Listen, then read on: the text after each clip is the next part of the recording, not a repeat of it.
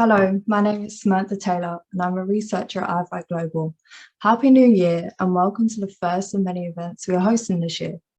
Today's event is on the first of our regular magazine programs, IFI Global Vision, where we will be talking to three people on a deliberately wide variety of topics. But first, Simon Osborne will be given a short introduction and presentation on his views as to where the ESG boom has gone. So let me hand you over to Simon. Thank you, Samantha, and welcome everybody, and delighted you could join us.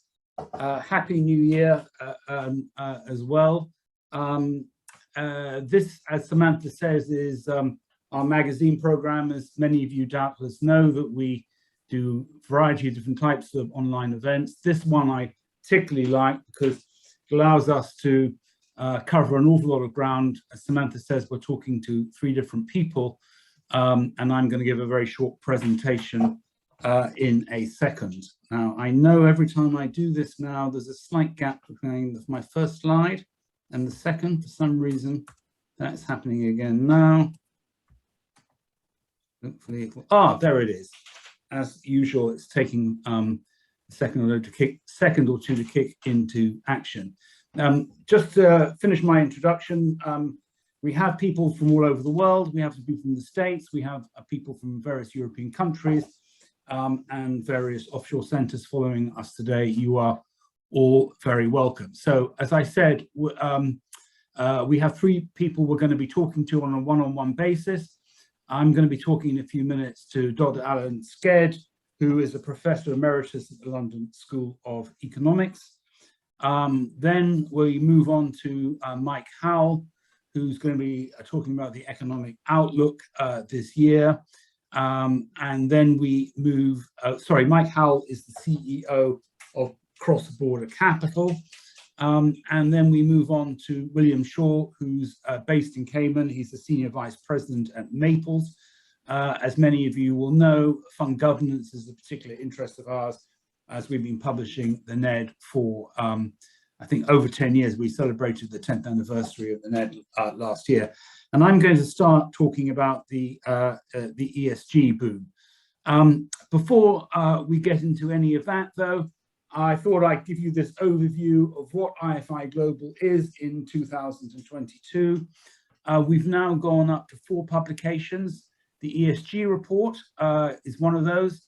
FSI is for alternative managers, mainly, if not completely, in the US, who are looking to come to Europe or go offshore, and we're giving them information and advice on their fund structuring decisions. The NED I just referred to, and the Tracker is a publication that follows the numerous regulatory, political, and legal issues of the fund industry in Europe, and Brexit for us in the Tracker is the gift that keeps on giving, because the changes that have been brought by Brexit are only now just coming through, whether you're in the EU or in the UK.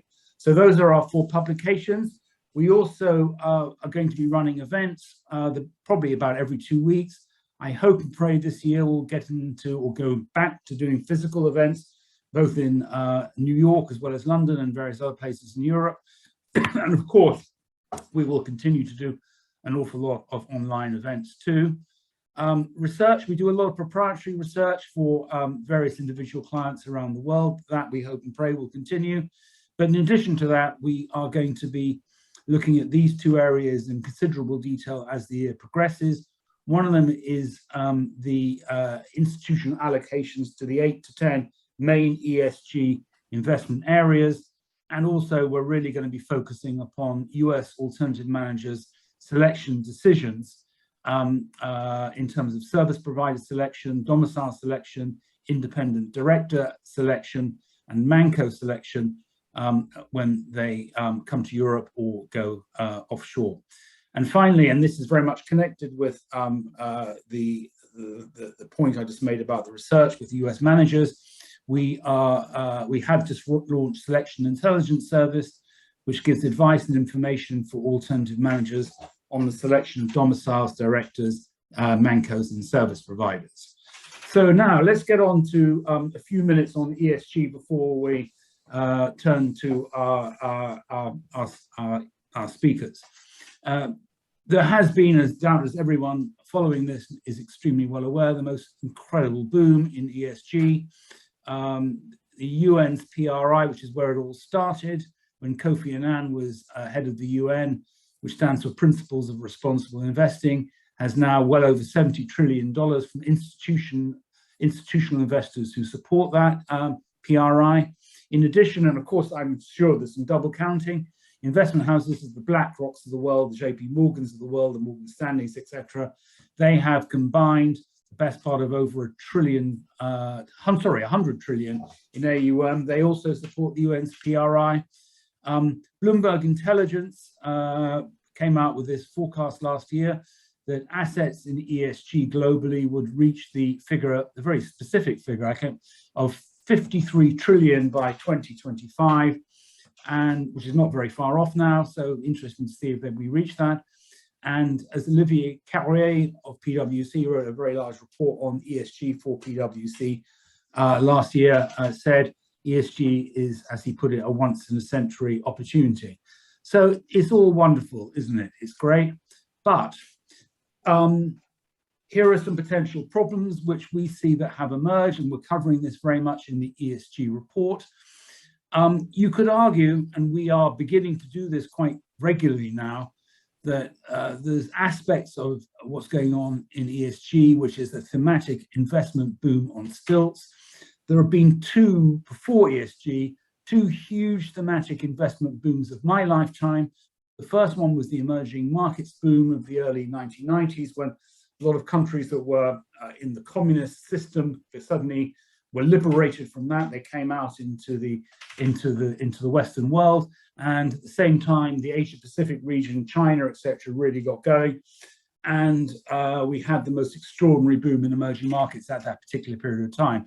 About a decade later, we had the beginnings of the tech boom, which in some respects is still going on to this day. But the beginning of that was the dot-com bubble. Again, a massive thematic investment boom. Both those booms were bubbles, or became bubbles, which to a certain extent went bust. Is the same thing going to happen with ESG? And you could argue very easily and very convincingly that there is now far too much money. Look at those figures I gave you a few minutes ago with Bloomberg saying ESG assets are going up to over $53 trillion, currently probably just under 40 trillion. There's just too much money chasing too few real investment opportunities, especially in the environmental pillar, which is where the really big investment areas are. That's the emissions, the renewables, the forestry, the water, all those good things. There just isn't necessarily enough to invest in. I'll give you one example we looked at in the ESG report a couple of months ago. Take renewable investing. According to the International Energy Agency, the amount of investment going into renewable companies doing renewables is only 200 billion, which is not a lot of money in the big scheme of things, particularly when you think of the assets that are out there looking for a home. And the vast majority of money going into energy is going into oil and gas still. That's not because necessarily people want to put it there. It's really because there aren't the opportunities, there aren't the companies, there aren't the renewables opportunities being created out there to invest in. And Graham Clapp, a fund manager at RWC, has, and many others as well, says that many companies are now being invested in that are basically loss-making, and that investors have jettisoned fundamentals, as we say here, which is very much what happened when the emerging markets boom got to its peak, and the tech bubble and other aspects of the dot-com era got going too. If you really want to look at the mad, crazy stuff that's going on in ESG, take a look at what's going on in ETFs. Who on earth, just even a few years ago, would have guessed, I don't think anybody, that ETFs would suddenly become this huge part of ESG. The growth of ETFs in ESG has basically gone vertical. Beginning of 2019, there was something in the region of $5 billion invested in ESG ETFs. That figure is up to about 400 billion now and still going north at quite a rapid rate. And you have to ask yourself, what on earth are these ESG ETFs actually investing in? Aaron Brown, who was a former managing director at AQR Capital, says that ESG ETFs tend to hold pretty much the same stocks as tech ETFs, but with much higher expenses.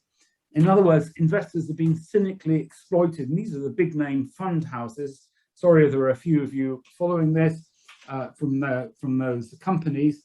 I'll give you one example. The Vanguard ESG ETF, according to Aaron Brown anyway, is almost completely correlated to the S&P 500.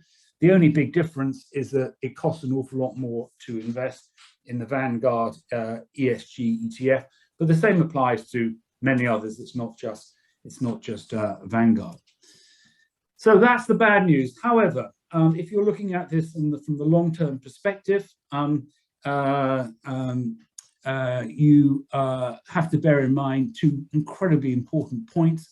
One of them is that, and this is how the whole ESG thing got going, as I said already, it got going because of Kofi Annan, the UN, and his principles for responsible investing. That got taken up by a lot of big public pension funds from around the world, particularly in Northern Europe, Canada, Australia, and various places like that. Those are the mainstays of the ESG boom, and they are not about to redeem from some of their investments because performance has been disappointing.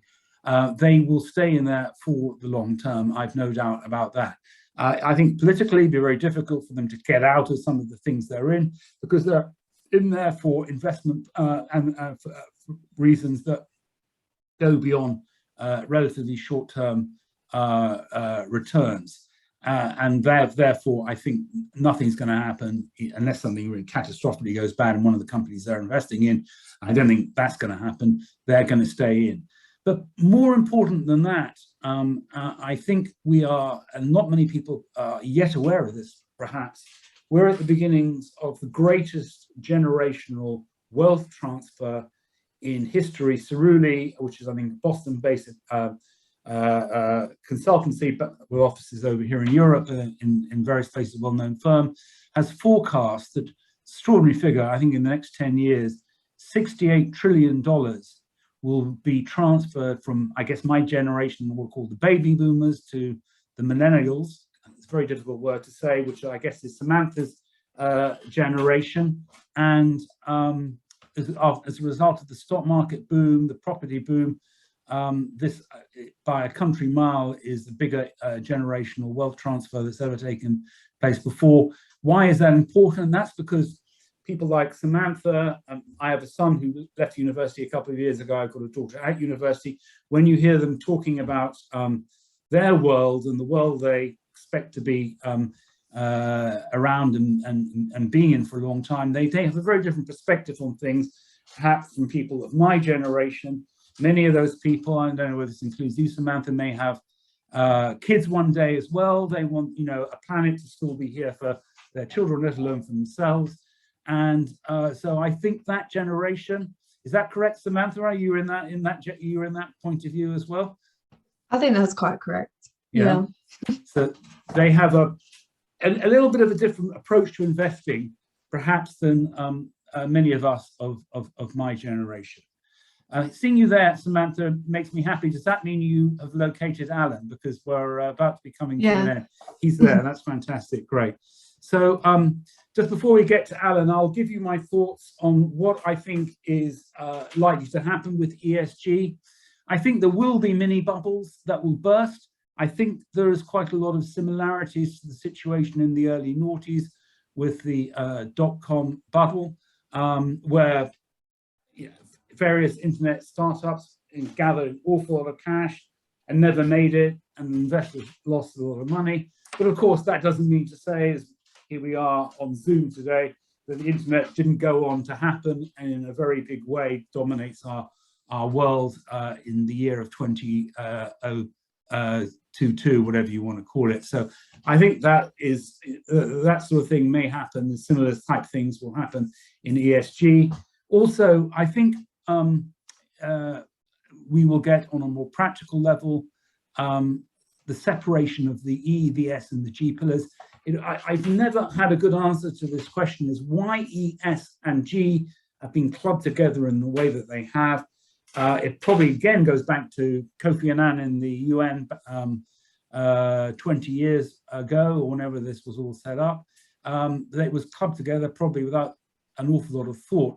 But what goes on even in the environmental pillar, forget the social or the governance pillar, there's so many different things under renewables, water, nature, emission standards, on and on we go. These are all completely different investment areas. Why the environmental area, let alone why that's clubbed together with social housing, which is in the S pillar, or various governance things to do with getting minorities and into employment and onto boards, etc.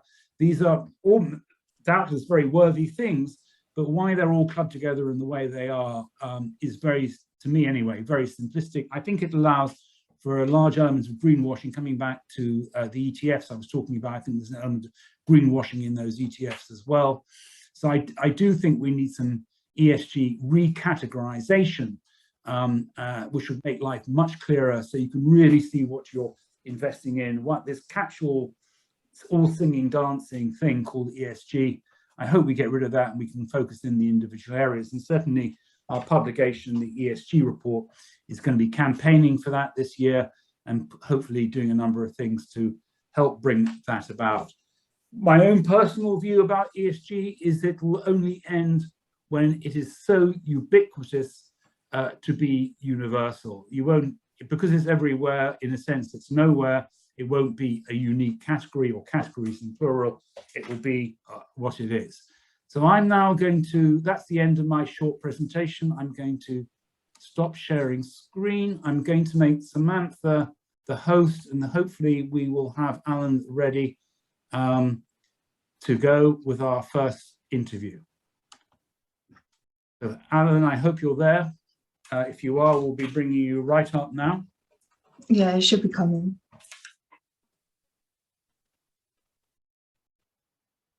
Okay, great. Oh, work first time. Alan, you've got great, you have, well done. So let me introduce Alan again. He's Professor Emeritus of International History at the London School of Economics. And for Alan's sins many years ago, he had the pleasure, if that's the right way of putting it, of teaching me. And we both managed to survive that experience back in the early 1980s. Perhaps I shouldn't date us that way, Alan, but there we are. And Alan, the other thing I should say about Alan, without wishing hopefully to annoy him, is that he actually was the founder of UKIP. But I always have to say in the same breath that he has absolutely nothing in common with Nigel Farage, who I think I'm right in saying, Alan, took the party over from you and took it in a direction that perhaps you wouldn't want it to have gone in. So Alan left his own party, but he is the founder of UKIP nonetheless. So Alan, after that introduction, we're going to talk about the process. He also speaks several European languages, and as we discussed on our prep call yesterday, has even translated a book in Hungarian into English. So he follows what's going on in continental Europe very, very closely. Let's start with the new coalition in Germany. What do you think the prospects for a successful coalition, for a long-lasting coalition, are in Germany? How do you think this is going to go over the next few years? Well, it's very difficult to say, because although they have quite a strong electoral base, the latest opinion polls give them about the Greens have been together over 40%, and the opposition is down amazing. Merkel's CDU is down at 23% in the latest opinion poll. So they should be comfortably off parliamentary-wise for a 4 or 5 year term. However, there are obviously going to be strains between them, because inflation in Germany is now between 5%, almost 6%. The Germans are very sensitive about inflation.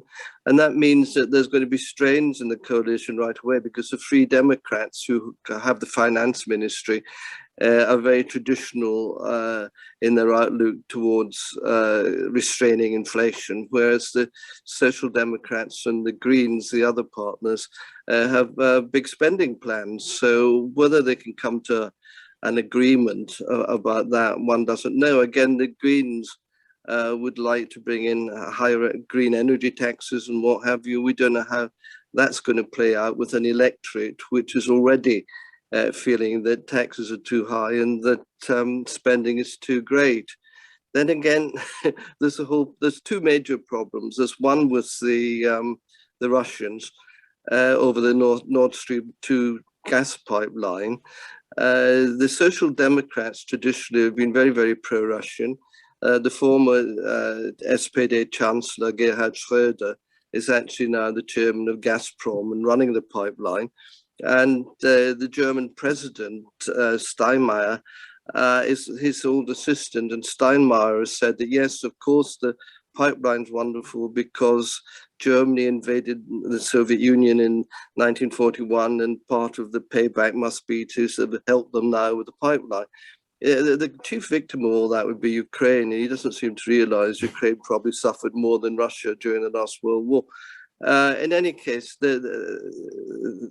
as far as we know, Scholz, the Chancellor, is already in secret telephone calls both to Putin and to President Xi in China, given assurances that the Merkel regime will go ahead, and that Merkel was in favor of the pipeline, of course.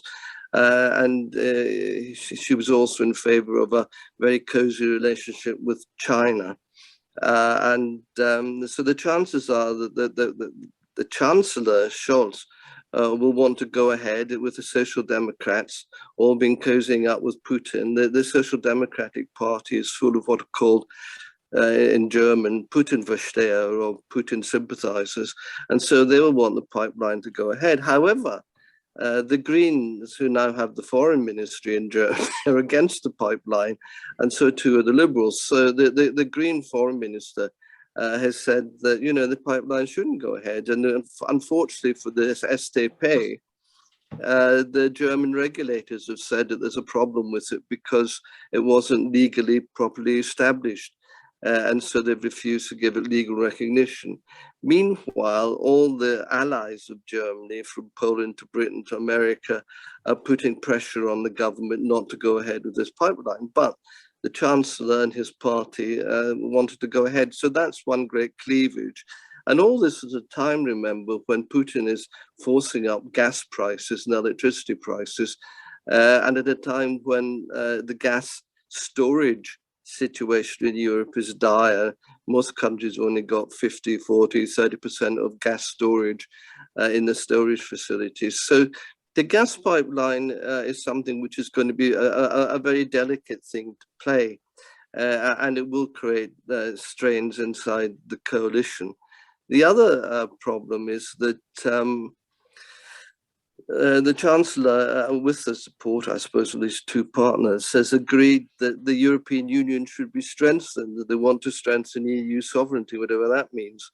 Now, how they're going to strengthen the EU is very difficult to predict. Macron in France is taking over the presidency of the European Council, and he wants to strengthen it by relaxing the financial constraints on government spending, so that the EU can go ahead with more quantitative easing and give more money to take over the debts of the Southern European countries. Now, their debts are now quite exponential. The Italian debt is 160% of GDP. The Greek debt is 200% of GDP. But the French debt is 120% of GDP, as is the Belgian one. So why countries like Germany, Austria, the Netherlands, with debt ratios of between 50 to 80% of GDP, should agree to the relaxation of spending so that the debts of these other countries with huge build-up of debt can be bailed out really by them. I don't know. I can't see the electors. Maybe the government of Germany will be soft, but the electors in Germany will not improve it, and neither will, I think, the electors in Holland or in Austria. So there's a problem there about what to do with debt and the European Union at a time. I'm going to jump in on the debt, because we'll get into that a bit with Mike Howell in a minute. But I want to ask you, is just very shortly before we get on to France, Poland, and Italy, which I want to talk to you about, is two quick questions with a yes or no, if you don't mind. Do you think the German coalition as currently constituted will last for the full duration? And do you think Nord Stream 2 will go ahead or not? It's almost impossible to give a yes or no to either of these things. I would guess the balance of probabilities is that the German coalition will not last the full 5 years. And I'd have thought that Nord Stream 2 will go ahead, but after a great deal of argument. It may get crushed. I mean, it should have been crushed by Biden, but Biden, who promised to put sanctions on the companies building it at the end, withdrew his threat, and it crumbled in front of the Russians. Rather, he crumbled in front of the Afghans. So the chances are it will go ahead, because if the German regulators are somehow legally convinced that it's all right and proper, then given that it's more or less already finished, given that the Social Democrats are hand in glove really with Putin, I just thought that marginally the chances are it will go ahead. Okay, let's move to France. We haven't got, sadly, an awful lot of time. The next big election coming up, unless there's an extraordinary change of the situation in Italy, which we'll touch upon in a few minutes. The next big election in Europe is, of course, the French election this spring, presidential election. If you don't mind, give us your forecast as to what do you think will happen in the French presidential election? Well, again, it's very unclear. This is what's wonderful about Europe just now. Nearly everything is unclear. In France, Macron is a front runner, but he only gets 25% in the opinion polls, and he's only liked, his popularity is only about 40%. So he's not exactly in a strong position. He's in the front runner because the opposition is divided, and it's divided mainly on the right. Le Pen is his traditional challenger, but she's now being challenged by two others, Eric Zemmour, this far-right journalist who came in and spluttered, and everyone thought he would go somewhere in the polls, but he's now down to 13%. Le Pen's on 17% in the latest poll, but the Republicans, the party of Chirac and Sarkozy, the party which should have won the last presidential election, except its candidate Fillon was done for corruption in the middle of the election. Their candidate in this election, a very posh lady who runs the Paris regional government, a woman called Valérie Pécresse, she's suddenly come in, and the first opinion poll after she was selected by the Republicans suggested that she could beat Macron. But since then, she hasn't really made a breakthrough. First of all, she overtook Le Pen, but now she's behind her again at 16%, the latest opinion poll. So we're not quite sure who the challenger is. The probability is that if Pécresse becomes the main challenger in the second round, she could beat Macron, because he's so obnoxious and unpopular. He's a bit like Valéry Giscard d'Estaing, who was a very upright and uptight and intelligent president, but he was so obnoxious and arrogant that he didn't get a second term. I think Macron's in a similar position. He's regarded as intelligent, but he hasn't done very much, and he's arrogant beyond belief, and they're really obnoxious, both to the French and the British. So I don't know if he'll be, personally, he's got nothing going for him. So if Le Pen stands, she's, so toxic to the right and to the centre and the left, she probably can't beat him, but she probably will be the candidate in the second round. But if Pécresse manages to get into the second round, then she's a centre Republican who might win back the votes that Fillon should have got the last time, but which went to Macron. So she could possibly beat Macron. I don't know. It's almost impossible to tell. We don't know. Macron's capable of doing anything stupid. So, between now and the election, anything could happen. There's also a big scandal maybe brewing because Macron's very keen on defense deals, and the deal he's got with India may fall through because Thales, the French armaments firm, is being sued by Indians who say that the deal was clobbered together by very shady middlemen and therefore shouldn't stand. And if that goes down, then Macron will be tainted. But I mean, I don't know, other things could happen. Yeah, very quickly, because I'm sad that we haven't got an awful lot of time. Just one thing for the viewers, Valerie Pécresse, if anything, is even more anti-British, even though she said she's Thatcherite. She says she's 2/3 Angela Merkel, 1/3 Margaret Thatcher. But she actually said when we voted for Brexit that, the British need to be punished for doing this. I mean, Macron didn't actually say that. I don't think you find any French. I don't think any of the French political class are pro-British. I think they're all very upset. Macron is fuming because he wanted a united Europe with great power. And of course, the British said, stuff that, we're going out. And so he's left, most of Europe has got no armed forces or anything. And Macron's got this French army, which has got nuclear weapons, but no real support to build up any kind of European defense force. Or really, his call for a united Europe is really whistling in the dark. Another thing to remember is the Germans. I hadn't realized this until recently when I was in a debate with the head of the Federal Trust. The Germans, one reason why they might be very close to Putin and to the Russians is that a lot of the federalists, including German federalists, of course, see the Russians as Europeans. And they're a European country, which one day the federalists hope will join the European Union. So you have to keep that in the background. That's a factor I hadn't realized until I spoke to some of these federalists. Right. Very quickly, because sadly, as I keep saying, we haven't got much time. In just the seconds that remain, the Polish standoff with the European Commission, how do you think that is going to end? And then we'll quickly touch upon Italy before we part company. No, again, it's difficult. What's going to happen with the Visegrad 4 and Poland in particular? Well, Poland has been told it more or less has to change its constitution. And the German Constitutional Court has already said that German law overrides European law. There's nothing in the European treaties that says that European law overrides national law. Well, that's come about because of cases decided by the European Court of Justice, which has arrogated to itself the principle that European law is supreme. They're now trying to impose this on Poland in a way they wouldn't do on Germany. The Poles get lots of money from the European Union, so it really depends if they put the money in the subsidies before their national sovereignty and constitution. And there may have to be a referendum in Poland on this. I don't know, but the Poles will have to take a big decision. Do they want to sell out their national sovereignty and constitution for whatever money the EU is willing to grant them?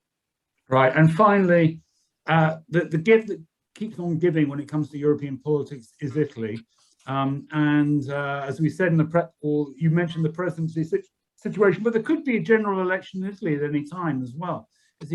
Well, there might be. This is what's worrying the bond markets, I think, more than anybody else. The trouble is that the present Italian president, Mattarella, has said he's retiring at the end of his term, and therefore next week the Italian legislative classes have been told they have to choose a new president for Italy. And unfortunately, the man whom the bond markets depend on to keep the Italian government under some kind of economic control, to keep it sensible, the Prime Minister, Mario Draghi, who is unelected, was put in as a technocrat because he used to run the European Central Bank and the bond markets love him.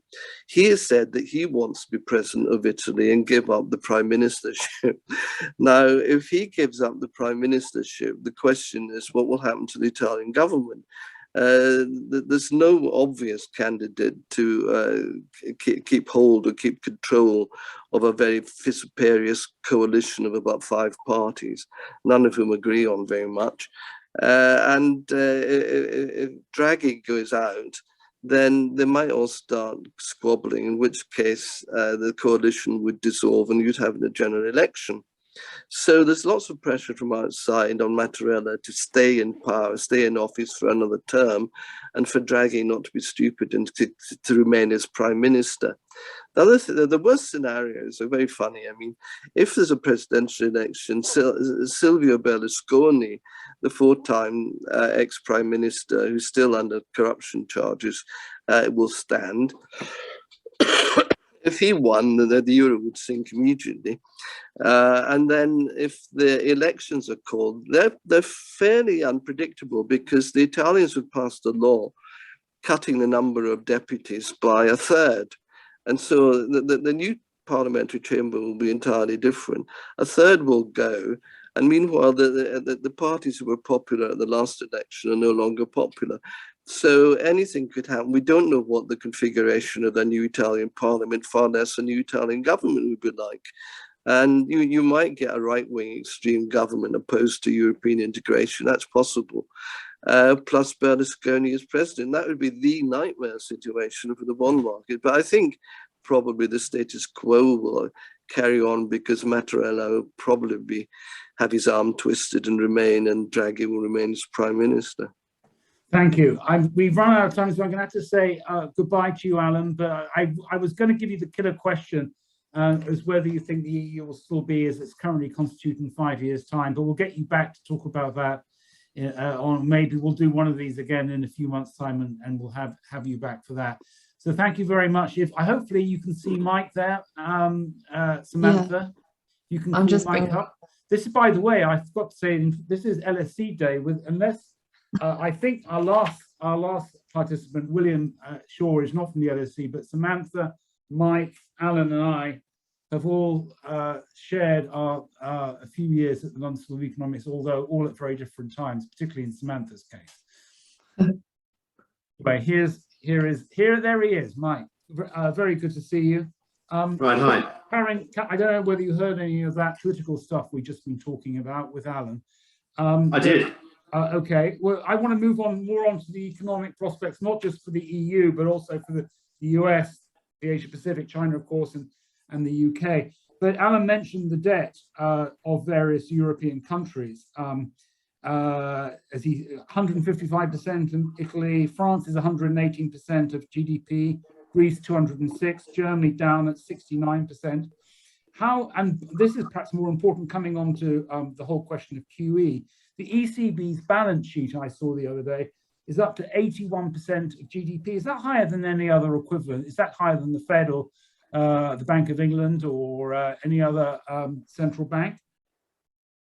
Well, it could be. I mean, on the face of it, that doesn't really matter very much. I mean, it's the direction of the balance sheet that's really important. I mean, the size of the balance sheet is largely irrelevant. That tells you a lot more about the financial system, the structure of the financial system, rather than its direction. But the fact is that, number one, this is a year of capital preservation because things are going to get difficult. And debt is the overriding question, I think, that everyone has to focus on. Debt is a bogey for the world economy. We're looking, I think if you want to evaluate the world economy, you've got to look at it in 2 dimensions. One is to say, what is the trend? And where are we in the cycle? What is the trend? The trend is weak. The trend has been progressively weakening over the last 2 decades or so, largely because of population decline. You can see that significantly in Europe, and let me say even more so in the Eurozone. Countries like Germany are facing a demographic cliff edge, as many people have pointed out. Italy has already jumped over that cliff, for example, but the rest of the world is not really in great shape either. China, we know, is coming up for that cliff edge. Japan has already jumped over. And it's those factors which are effectively weakening growth. Population is an important element here, and population is a negative long-term factor. On top of that, productivity growth, which you might say comes through in terms of, or is a function of a number of things, but one of those is the age structure of the population. And you tend to find that more dynamic economies are those that have more workers in, let's say, the 35 to 55 year bracket. And most Western economies are moving out of that range. So hence productivity growth is slipping, etc. So what you've got is a weakening trend. And the next question is, where are we in the cycle? Well, I would say after 2 years of tremendous monetary stimulus because of the COVID crisis, central banks are now stepping on the brake. They have to because of the inflation worry. And that is going to be a headwind for markets and for the economy. And I think we've long passed the point where economies drive markets. We're now in a situation where markets drive economies. So if financial markets get spooked by these central bank balance sheet tightenings or reductions, then you've got problems on the real economy front too. So I think we're in for a year, maybe 2 years, where things look a lot more difficult, dare I say, after being difficult. Well, thank you for that cheery assessment.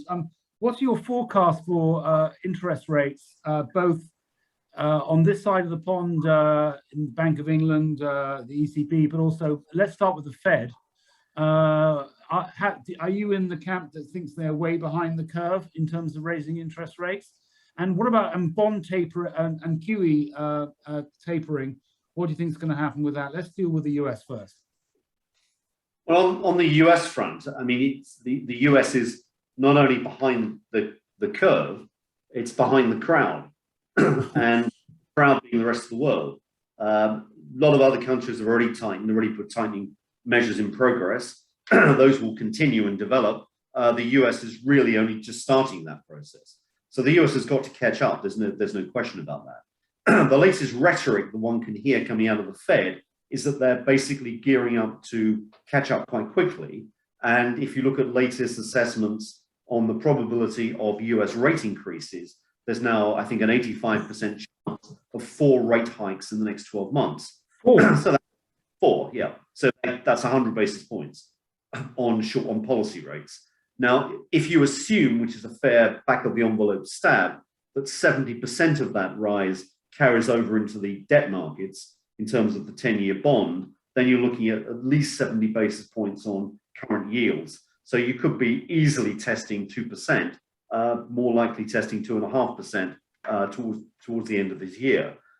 So that's clearly a challenge that markets have got to address, and that is a headwind that equity markets might not like, particularly growth stocks. So I think that the picture is one where rates are going up. Now, the question really, or the critical question, is does the Federal Reserve have the fortitude to go beyond that if inflation is a problem? And I rather hesitate on that because I don't think they do. I think that if they start to see markets wobbling, they'll do what they've done every time in the last 10, 15 years and support the markets.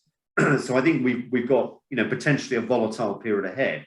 What does it mean for the rest of the world? Well, as regards the UK, it's really a minor player in this whole field. The Bank of England has not covered itself in glory in the last 12 months. It's likely to make further mistakes in the next 12 months.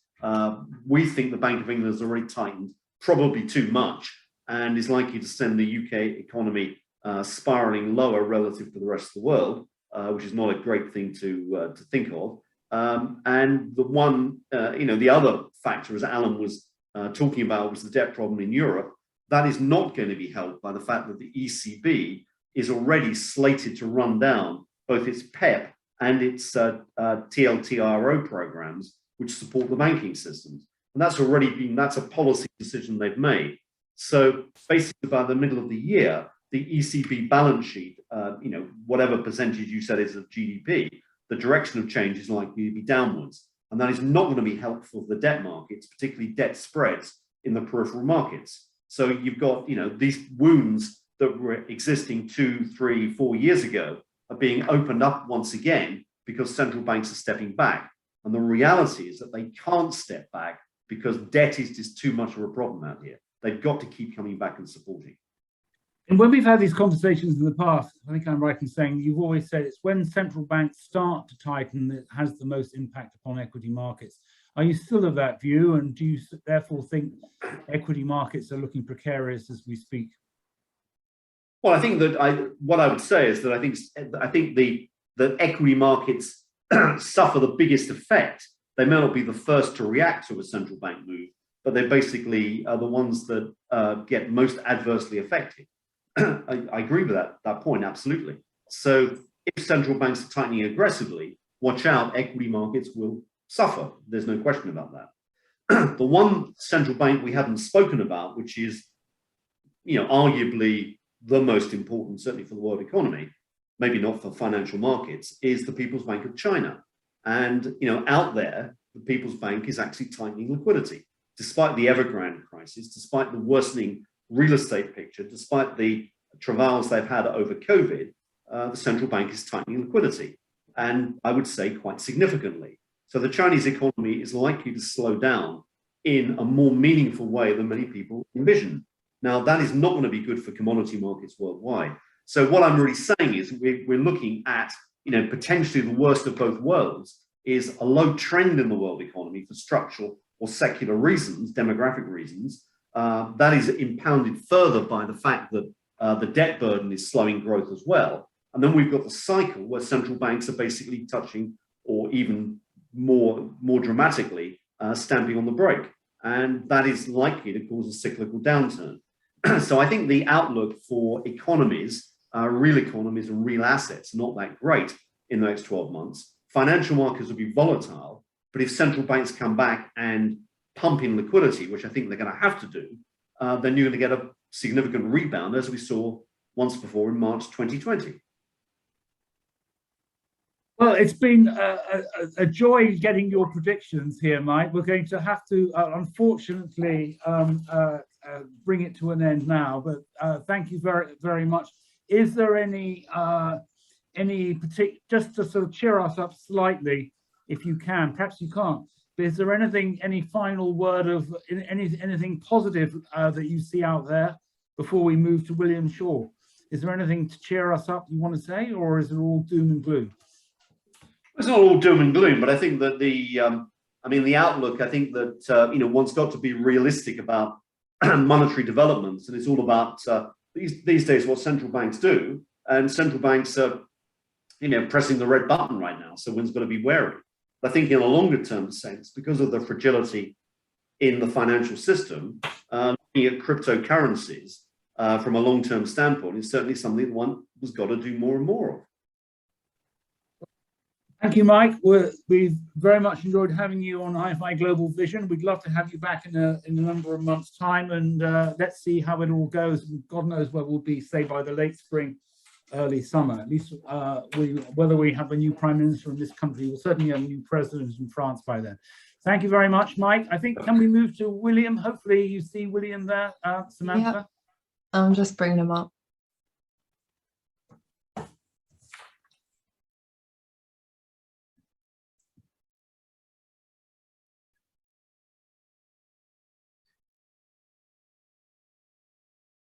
Hi, William. Welcome to IFI Global Vision. William, as I said earlier on, is over in Cayman. I think we have some people, I'm not sure about Cayman, we certainly have some people in the States joining us today, so welcome. Deliberately, and this is how it was planned, a very different change of pace now from the sort of the macro stuff over here in Europe to a subject which at IFI Global we have been following very, very closely for a long time, pretty much since the last market crash. Who knows, there could be another one, could be another 2008 just around the corner. And when that, or if, I should say, shouldn't say when, if that was to happen, what William does and many colleagues of his in Cayman do, both at Maples and other firms, will become really back into the spotlight, probably in a way that perhaps it hasn't been during the sort of the bull run of the last decade or so. Let me start by repeating that William is the Senior Vice President at Maples on the fiduciary governance side. Can I ask you to begin with, we were talking in our prep call just yesterday about Cayman and where it's going and so on, and how much of the business in Cayman, which is extraordinarily large. It has over 12,000 funds, I believe. Assets in Cayman funds are north of 5 trillion. Some people, no one's sure exactly how much, but some people put it not far short of $6 trillion. That's easily biggest international fund jurisdiction. I think it's still bigger than, well, Luxembourg might be in the same camp, but certainly in terms of the size of jurisdiction for assets is on a country mile by far the biggest. So, but how much of that business you have in Cayman is dependent upon indirectly or directly the US tax exempt market? And perhaps you can it's quite significant. I think in terms of the number of funds, the latest figures that I've seen from late 2019 were something around 52% of the funds domiciled here in Cayman are from US-based managers. In terms of net assets, though, it's quite a bit higher. I think it's something like 68% of funds domiciled in Cayman are from US-based managers in terms of net assets, just given that the funds from US-based managers tend to be a bit higher in terms of AUM compared to their European and Asian counterparts. Okay, thank you for that. One of the things that, just to follow on from that interests me greatly is in the issue of governance and oversight and the role of governance in the fund business, which I don't think enough people take seriously enough unless they're really into the business in the way that you are and others in Cayman and other places are, is the control and the oversight of the process. I'm going to raise that in a couple of different ways now. As we mentioned in our prep call, we've seen amongst institutional investors, particularly in North America, but over here in Europe as well, a very substantial trend in the direction of where the investors have taken direct control of what they're investing in a way perhaps 10 years ago they hadn't done so. Managed accounts is the obvious example. A lot more do managed accounts. A lot of people do fund of ones these days. And if they want to get to the nitty-gritty of some particular issue, they just pick up the phone and call the manager in New York or Chicago, wherever he or she may be. They don't need to go through the directors of the offshore fund, even if they're invested in that fund offshore.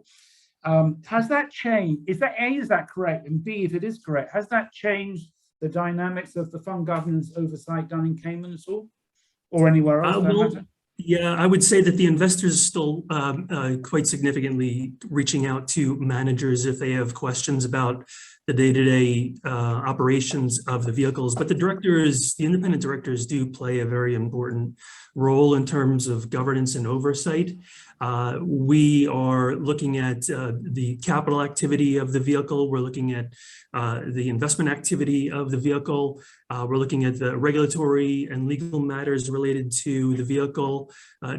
Overall, ensuring that the entity is being run in accordance with its governing documents. So while we might not be the first point of contact for investors, I'd say increasingly over the last couple of years, as you know, Simon, the investors have become increasingly institutionalized and sophisticated, and as a result, we often get calls from a lot of the gatekeepers and large allocators when they're doing their due diligence to find out how the board operates, how often they're meeting, what topics they're discussing in meetings, how often they're holding in-person board meetings, what sort of due diligence procedures they perform on the managers before they are appointed to a board. So there's a number of things that the directors are adding in terms of value, in terms of oversight, to provide that additional comfort to investors.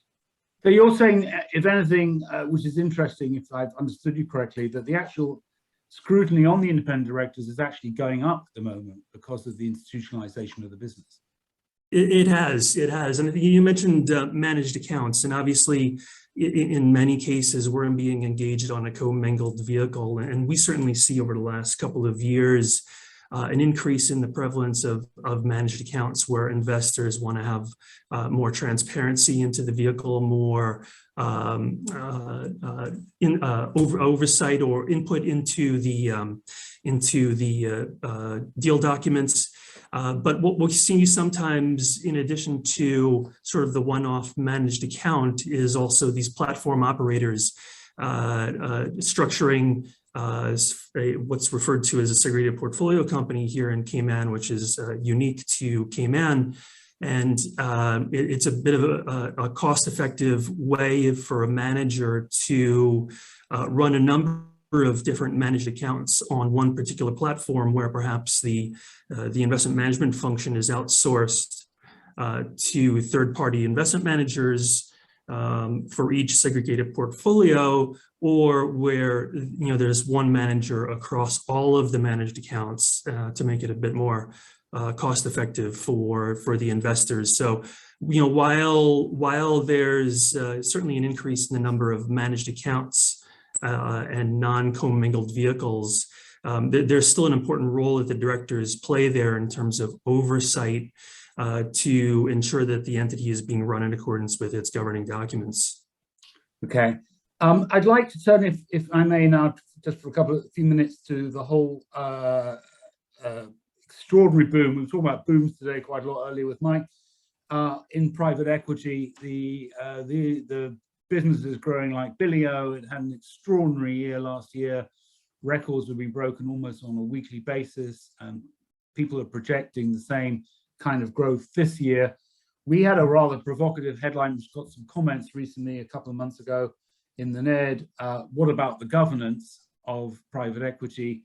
It's very murky, William. I don't know whether that's a fair way to put it and to get you to comment on, but I guess maybe a more distinct and clearer way would be, do you think there is enough independent oversight of what's going on in private equity? We're going to get on to LPACs for a second, but they have no legal standing.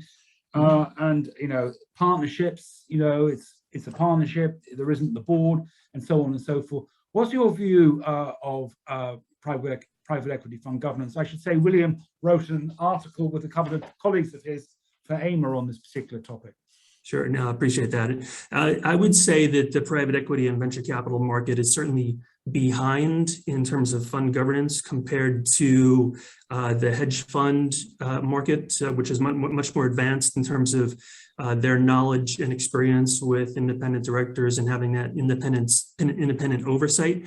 But as I said earlier, as private equity investors become more institutionalized and more sophisticated, the demand for having that independent oversight has increased as well. You mentioned partnerships.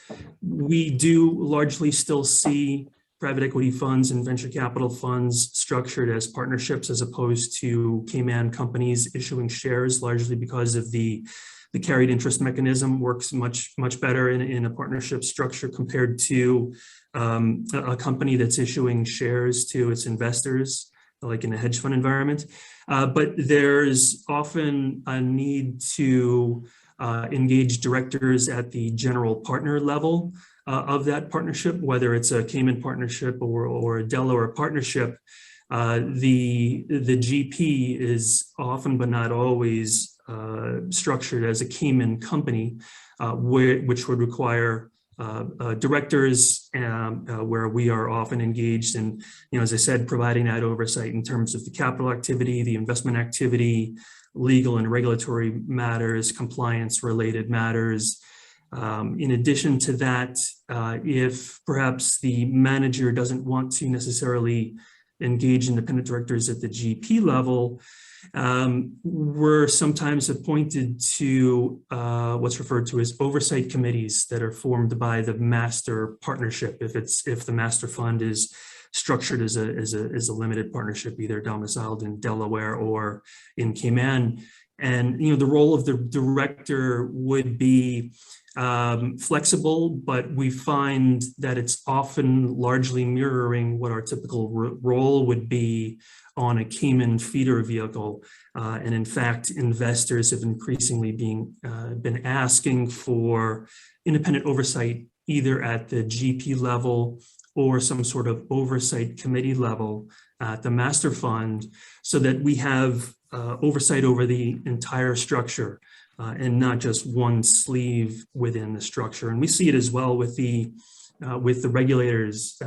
SEMA within the last couple of years has implemented the Private Funds Act, which required the registration with SEMA for entities that may have been previously exempt from registering.